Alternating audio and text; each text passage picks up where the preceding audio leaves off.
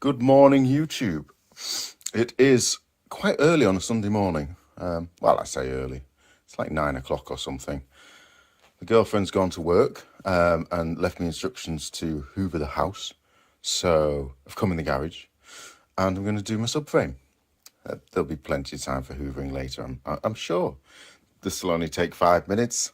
So, first step. Well, I've actually done a couple of first steps the other day. I put the legs on diff, although they're not torqued up.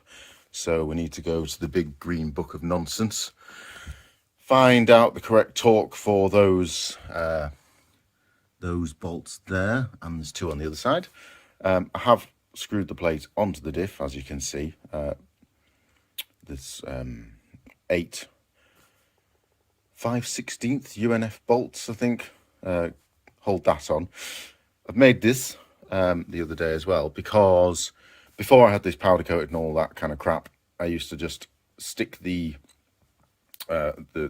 wood blocks underneath on the normal jack to work on the car, you know, sometimes lift it up on the rear subframe, and obviously when I'm lifting the subframe it's got to sit on some wooden blocks and I don't want to scratch it, so I thought I'd make myself a little kind of mount that sits inside the rim, because what happens a lot of the time is people put a wooden block across the plate and then of course lifting the car it actually bends that bottom plate, which clearly I don't want to do. So made myself a mount that fits inside the profile of all the bent metal, and also drilled some very specific holes that sit the bolt heads in as well, so it's sitting completely flush. So the first job to do is to lift that onto there kind of thing, kind of stack it up in a sort of lift diff sandwich type affair. I'm not going to lie, it's heavy, that thing. I found the best way to pick it up is to get one arm on the wing on that side and then one arm under the thing that turns, not on the thing that turns, because otherwise you just get it picked up and it goes whoop, and you drop it on your foot. And yeah, I don't know how much that weighs, but it must be a good 40 kilograms, 50 kilograms, maybe more. So let's get that all lifted and put in place. Ow, my bare feet. Bad idea in this garage. A lot of bits of metal and things to stab me. This is a good idea as well, lifting this with bare feet. Oh, that's it, under there. Jesus Christ. Ugh. See if we can just slot that into its, there we go. Hopefully that'll lift that with that. Yes, it's going to. Oh, I've lost my nuts. Just you stay there. Just that there.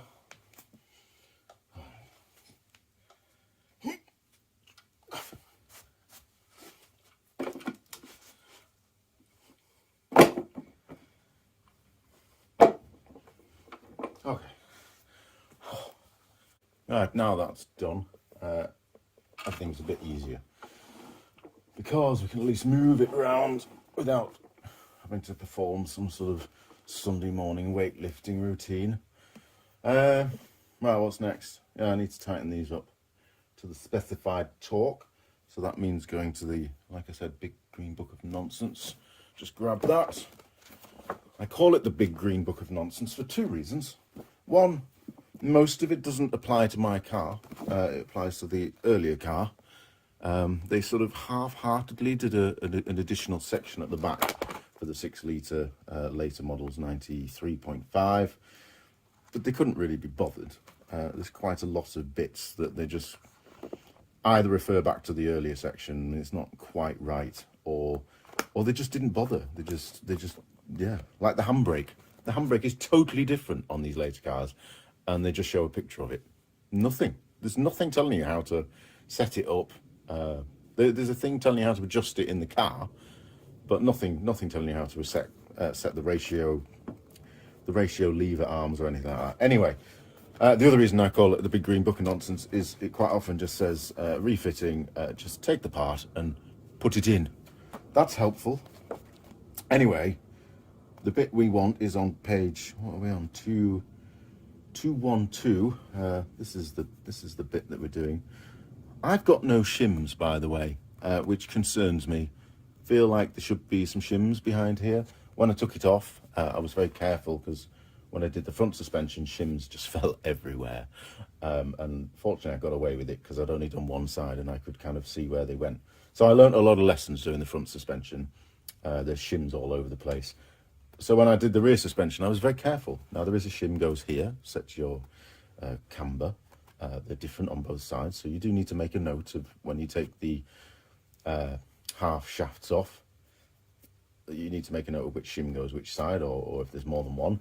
And also, you need to make a note of what shims come out from behind here on both sides. None on mine. So either my car's been tinkered with in the past and somebody just went, what are these? And threw them away, or my car is just miraculously in line with no shims. I highly doubt that. So anyway, I've got no shims, and what I'm going to do is put the whole rear suspension back together as was, and then go get it checked at a place where people know how Jaguars are supposed to be set up. And then if it needs adjusting, we can get some shims. They're not expensive, but I've already found out with this car, the previous owner, like I said, didn't want to spend £2.65 on a gasket. So they just kind of stuck it on with some glue and it leaked everywhere. So that's the kind of person I'm dealing with 10 years ago. Anyway, what are these called? Inner fulcrum bracket. So removal, refitting, position fulcrum bracket, blah, blah, blah. Replace shims, which I don't have. Tighten mounting set screws. There we go. 60 to 65 foot-pounds of torque. Now, I live in the modern world, so 60 to 65 foot-pounds of torque. Do you know what I'm doing? I'm getting up to buy my phone to go on Google to find what that is in Newton meters, and my phone's clearly here, isn't it? So I need to stop recording. I need to find out what 60 to 65 foot-pounds of torque is. I'm going to guess it's about 70 Newton meters, and then we'll get the torque wrench and do the talking thing. Okay, I was wrong. It's not 70. It's the second time I've been wrong this year. It's about 80, 88, kind of that kind of. I'm going to go 80, 88. I'm going to go the top end. Well, I'll see how it feels anyway. If I feel like I'm going to break something, I'll back off. But what are we at the minute? 70. So that's 70 there. So add another 10 is 80. Add another 8. That should be 88. Slightly weird markings on this torque wrench. Seems to go up in 12s. Mine goes up. I borrowed this one from a friend. Mine goes up in 10s, which seems a lot more sensible. But it only goes up to 80, so it's no use for this car. Let's see what that feels like.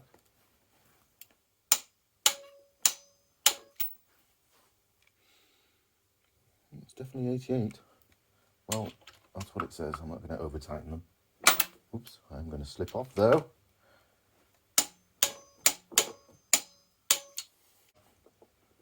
Ow, it's my finger.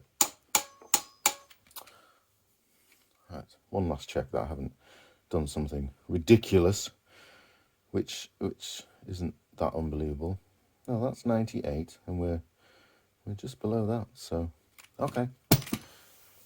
Lock wiring time.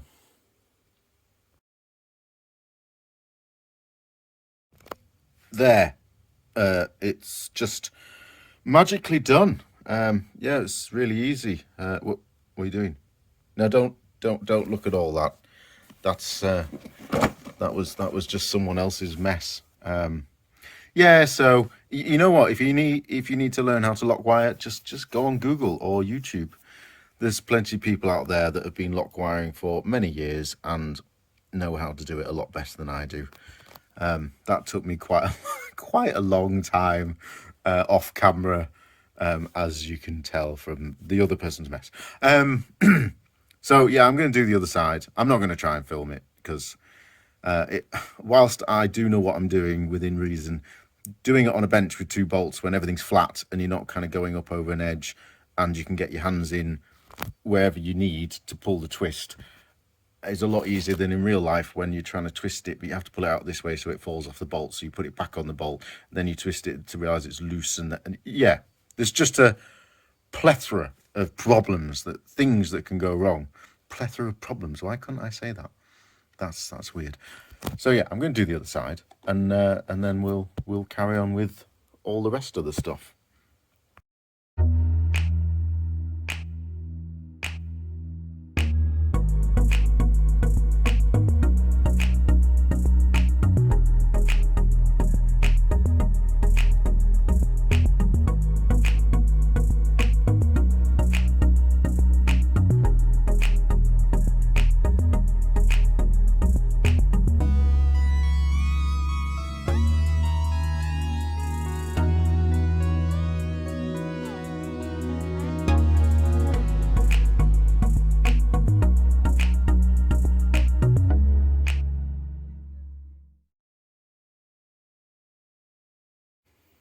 Lock wiring done. On to the next job, which is fitting the lower wishbones. Well, it is for me anyway. I'm sure other people have figured out a way of removing and refitting the lower wishbones with the subframe in place. Fortunately, I don't have to worry because mine's in bits anyway. I guess if I had to just remove these to, I don't know, change these bearings or something, I'd be screwed. Because trust me, I spent 3 hours the other day trying to figure out a way of keeping all these many little pieces in place whilst putting these on. Without the subframe on, it's doable, quite doable. There's a bit of a method involved, which I'm going to do now. But with the subframe in place, God knows, I don't know. I just don't. Anyway, I've already set this one up. I made myself some, I don't know, blank spacer locating pins. This is a fulcrum pin. This is going to run across here. Subframe will be here. It'll go through the subframe, through all this nonsense, through a spacing tube that looks like this, through a load of other nonsense, out the back onto the handbrake pivot arm, where it'll then be fastened together. Yeah, so I got myself an old second-hand one of these and chopped it up into 4 equal lengths. Didn't need to be equal particularly, but kind of made sense. And I'm going to use those as location pins, which is what Jaguar recommend anyway. And it makes sense doing it without the subframe. I don't get how it would work with the subframe in place. But anyway, I don't have to worry about that. So I'm not going to. So first thing is this bit. I've got it all laid out here. This is one side, so you have to do this 4 times. So we've lightly greased our bearings. Obviously they've got grease nipples on the underside, so once it's all fitted I can with the grease gun and pack them full of grease. You then need your 2 smaller washers. Where's the camera? There you go. There you go, like that. Oh, I should put my locating pin in, shouldn't I? The whole point of this. There we go. Then your 2 flexible grease seals. If these aren't put in properly, or you cock this up, you will damage these. When I removed this, the previous person had ruined 2 of these. You won't know they're ruined because they're kind of hidden away, but they were knackered. One of the bits split and the other one had a big pinch in it. So that's no good. And that's what happens if you don't do this properly. Use a bit more grease just to stick all this in place. I'm using Lucas Red and Tacky because I like it. It is red and it's very tacky and it's not expensive, and I've seen some tests of things with it being used for various things and it just seems to perform quite well in most scenarios. I'm sure someone's going to be on the comments going, oh, you shouldn't use that for whatever, but it seems to do the job. Where's my cloth? I do not want Lucas Red and Tacky all over. I really have lost my cloth, haven't I? No, it's there. Just wiped the excess off. Anyway, yeah. What's next? 2 of these outer things. There you go, like that. Lovely. And then 2 thrust washers, 1 each side. Sorry, thrust washer. Kind of looks like that.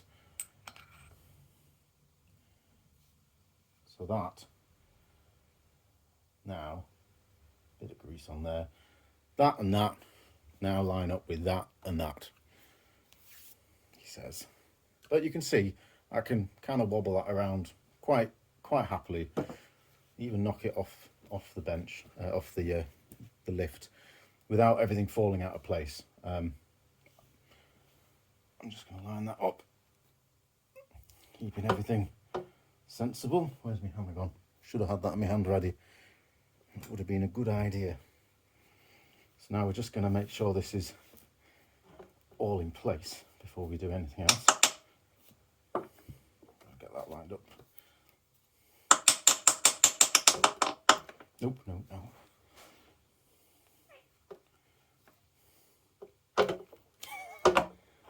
Come on, let's get sensible now. There you go, that one's gone in.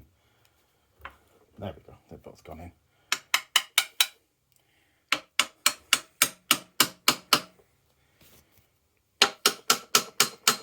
Right, I can kind of relax a little bit now.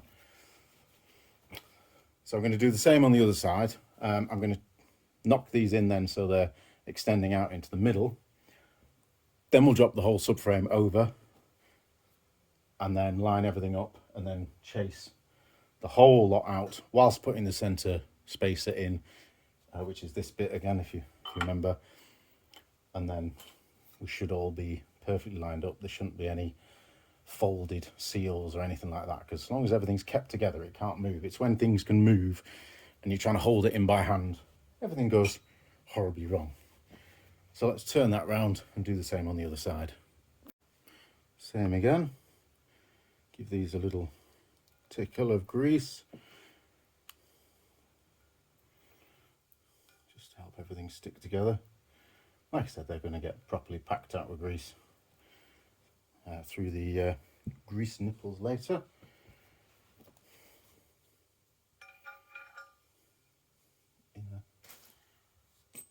Inner,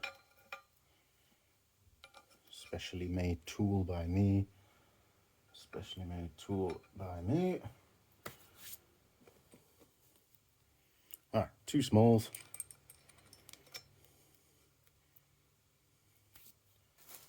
2 seals.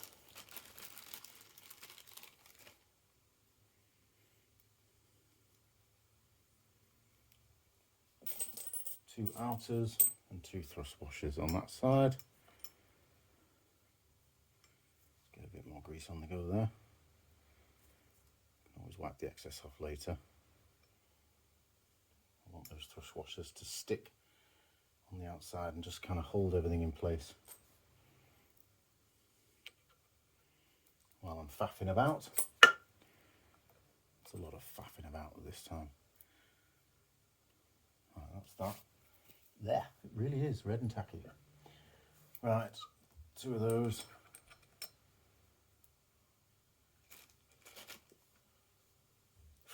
No dog hair. That's a bad idea. 2 of them. 2 outers. Bit of grease. Where's that inner gone? There we go. That's nicely lined up. And the outer thrust washers.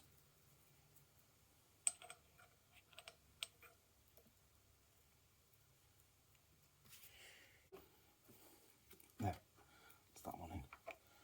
Just get one in. The other one seems to copy it. Let's just get them safely in for now. I can have a bit of a relax. So this bit slopes down towards the front of the car, and you can match that on the subframe, so there's no risk of getting this the wrong way around. You want your subframe over the front part, and then it'll just slide over the diff front cover. Catch all our washers as we go. So I think that's in place. Obviously I'll give it a good check over afterwards. I need my hammer. And let's have a look. So that one's looking pretty lined up there. Just a little bit that way.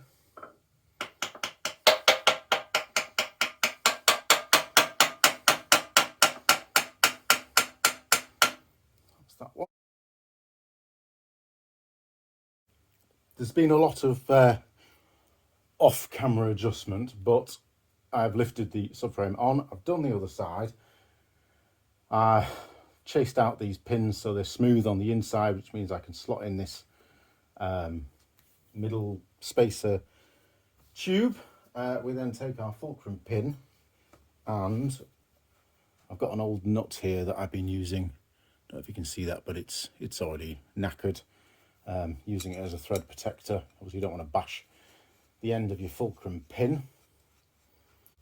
Slight correction, actually want to chase out this pin first, so you've got nothing in the way. Throw that to one side, then put your middle outer spacer, sleeve, whatever it's called in. Yeah, because you don't want to be chasing this through all the way. I'm hot and bothered, I'll be honest, and I forgot. So now we're just going to try and find that other threaded end into this spacer tube. Could just feel it there. I've got that in there now, so we'll just spin this around a bit and we'll watch it come out. Well, I'll watch it come out the other end.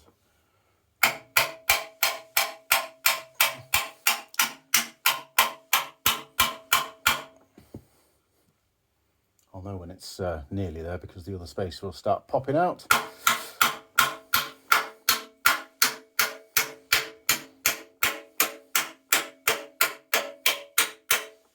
Yeah, we're halfway through. Probably get stuck at some point on something.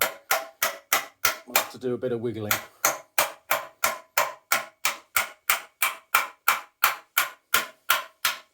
Or maybe it'll just go all the way through. Beautiful. Whew, man, I am hot. It is like an oven in here. So we can take that protective nut off now. Lovely thread. Just check that we haven't damaged the... I've got tap and die sets anyway, if we have, but just check I haven't damaged the threads on this side. No, that's all good. Not really a lot I could do to protect them while I was bashing them through. Well, there we go. Our fulcrum pins are through. We can now sit our handbrake ratio arms, pivot arms, handbrake flaps can go on there. I did actually a little video on Facebook the other week because when I took this apart, it just came with two washers like this, tightened up with a nut, both sides obviously. And the torque called for it was about 70 Newton meters, so it was tight. And then of course that washer, which I mean this isn't the original washer, but it's like the OEM one, is pressed up against the metal, the outer metal, and of course that just locks your handbrake thing. And what you want is the bush to flex, which gives you your motion. I did ask on Facebook if anyone knew, but with it being a later car, like I said, if you've got an earlier car, you can get some great advice. Anyway. What I figured out was if I put a spacer washer in there, then that, and line it all up, the spacer washer gives you your grip onto the bush, but your outer washer isn't touching the metal, so you still get the flex. So I don't know if that's correct or not, but when I took it apart, the previous owners obviously had this problem because these were tightened up to about 30 Newton meters, which I'm sure isn't correct for your lower wishbones at the rear.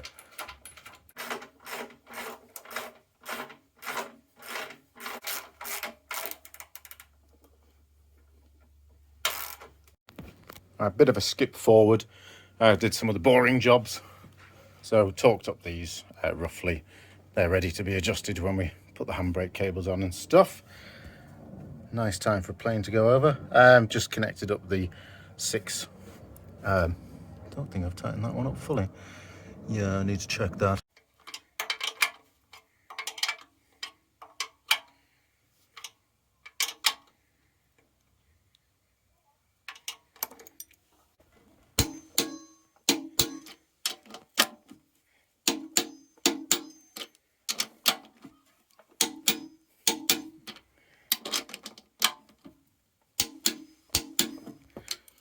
torqued.